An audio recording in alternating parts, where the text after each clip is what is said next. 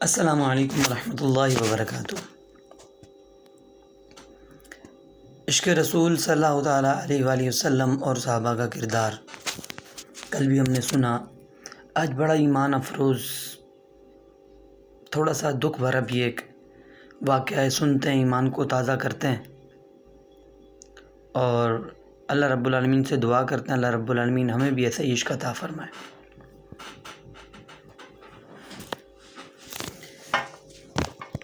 نبی علیہ الصلوۃ والسلام کی کل ہم نے حدیث مبارکہ سنی،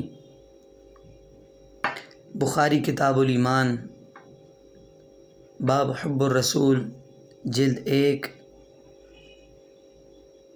حدیث نمبر 15، صفحہ 18۔ لا یؤمن احدکم حتی اکون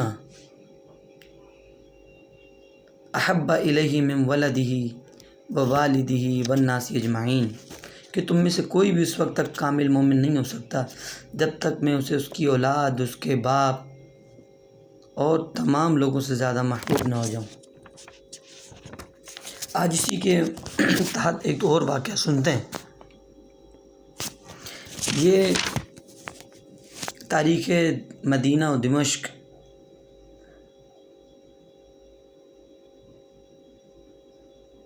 پر یہ واقعہ موجود ہے، صفحہ نمبر 30 پر۔ کہتے ہیں آغاز اسلام میں مسلمانوں کو جب ایمان لے آتے تھے، حضور صلی اللہ علیہ وسلم کی طرف سے بھی اجازت نہیں تھی کہ اپنے اپنے ایمان کا اظہار باقاعدہ طور پہ کر لیں، ابتدا تھی۔ پھر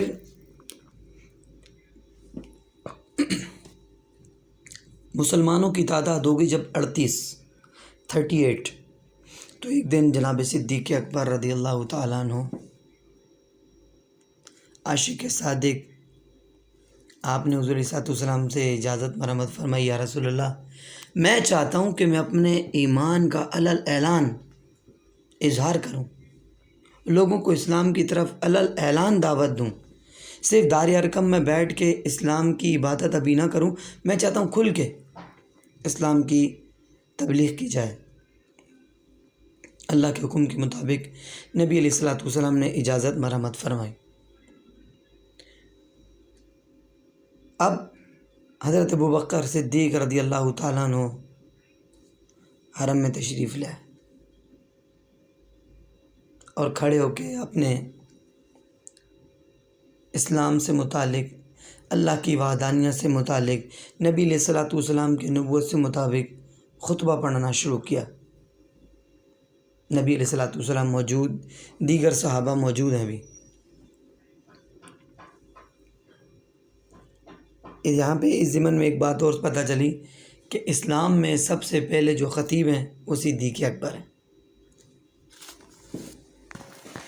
آپ نے خطاب شروع کیا، اللہ کی وحدانیت بیان کی، رسول اللہ کی رسالت بیان کی، لوگوں کو اسلام کی دعوت دی۔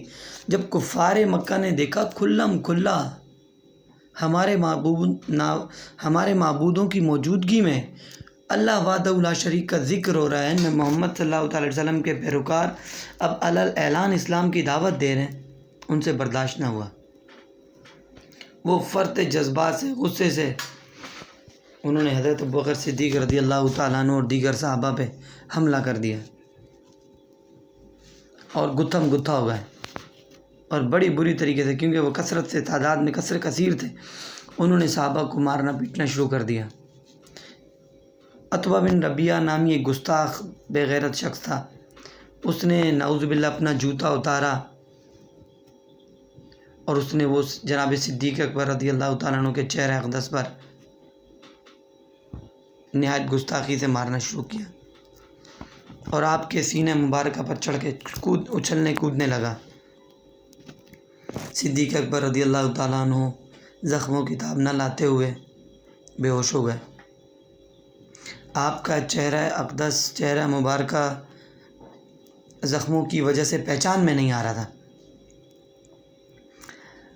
آپ کے قبیلہ کے لوگوں کو، بنو تیم کو پتہ چلا، دوڑتے ہوئے لوگ پہنچے، لڑائی بڑھ گئی۔ خیر بالآخر حضرت ابوبکر صدیق رضی اللہ تعالیٰ عنہ اور دیگر صحابہ کو وہاں سے بچا کر لے جایا گیا۔ اب آپ کے والد ابو قحافہ اور تمام قبیلہ پریشان اور گھیرا ہوا ہے، زخمی صدیق ہیں، ان کو گھیر کے کھڑے ہیں کہ اب دوائیاں دے رہے ہیں، کچھ بھی کوشش کر رہے ہیں، گفتگو کر رہے ہیں کسی طریقے سے حضرت ابوبکر صدیق رضی اللہ تعالیٰ عنہ ہوش میں آ جائیں، مگر زخموں کی شدت کی وجہ سے جو درد تھا وہ آپ کے حواس کو بحال نہیں ہونے دے رہا تھا، اور دیکھنے والے نعوذ باللہ یہ گمان کر رہے تھے کہ شاید صدیق اکبر رضی اللہ تعالیٰ عنہ دنیا سے رحلت فرما جائیں۔ آپ بہت شدید زخمی تھے، شام تک یہی حالت تھی، پھر اللہ رب العالمین نے فضل فرمایا، جناب صدیق اکبر رضی اللہ تعالیٰ عنہ کو ہوش آیا، تمام لوگ خوش ہو گئے کہ شکر الحمدللہ جان بچی، ہوش میں آ گئے۔ قربان جائیے صدیق پر، اللہ اکبر۔ آپ نے ہوش میں آتے ہی جو پہلی بات کہی اور پوچھا،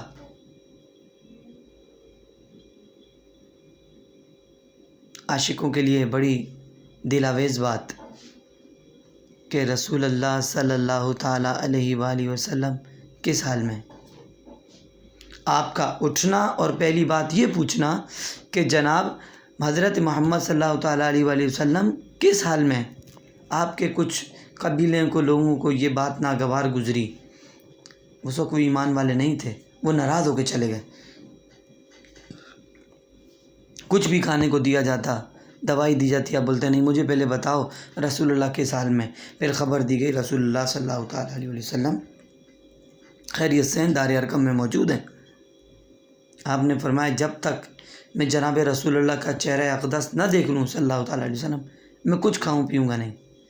پھر آپ کی والدہ اور ام جمیل بنت خطاب رضی اللہ تعالیٰ عنہما آپ کو سہارا دے کر رسول اللہ صلی اللہ تعالیٰ علیہ وسلم کی بارگاہ میں لے گئیں۔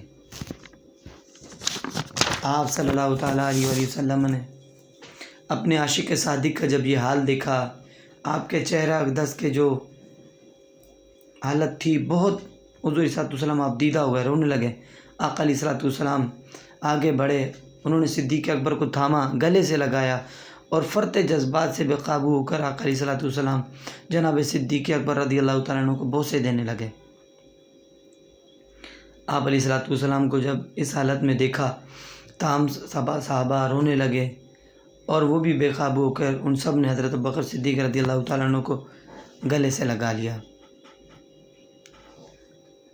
قربان جائیے عاشق صادق پر، اس حالت میں بھی فرماتے ہیں یا رسول اللہ صلی اللہ تعالیٰ علیہ وسلم، میرے ماں باپ آپ پہ قربان، میں ٹھیک ہوں، بس تھوڑا چہرہ زخمی ہو گیا۔ سبحان اللہ عز و جل، عشق رسول کی یہ مثال شاید ہی کہیں اور ملے۔ قیامت تک جب بھی رسول اللہ صلی اللہ تعالیٰ علیہ وسلم کا ذکر ہوگا، آپ کے عاشقوں کا ذکر ہوگا، تو سب سے پہلا نام بلا مبالغہ افضل البشر بعد الانبیاء صدیق اکبر کا ہوگا، کہ جنہوں نے رسول اللہ صلی اللہ تعالیٰ علیہ وسلم سے محبت میں اپنی جان، مال، عزت، آبرو، ہر چیز کو قربان کر دیا، اور اللہ رب العالمین نے ان کو یہ مقام دیا، قیامت تک رسول اللہ صلی اللہ تعالیٰ علیہ وسلم کے قدموں میں آپ کو جگہ مل گئی۔ حشر میں حضور علیہ الصلوۃ والسلام کے ساتھ آپ کو اٹھیں گے۔ اللہ رب العالمین ہمارا حشر بھی عاشق صادق کے ساتھ فرمائے۔ آپ کے عشق کے صدقے اللہ رب العالمین ہمیں بھی سچا پکا عاشق بنائے، اپنی زندگی، جان، مال، عزت، آبرو رسول اللہ کے دین کے لیے قربان کرنے کی توفیق عطا فرمائے۔